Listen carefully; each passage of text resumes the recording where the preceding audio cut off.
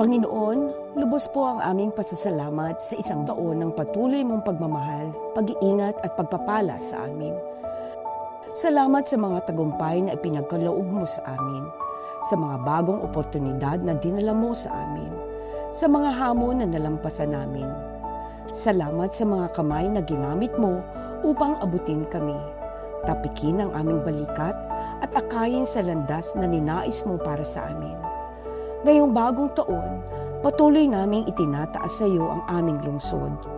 Patuloy kaming tumatanaw sa marami pang pagkakataon para magsama-sama, magtulong-tulungan, magdamayan at magmalasakitan para sa lalo pang ikauunlad ng lungsod ng Baliwag.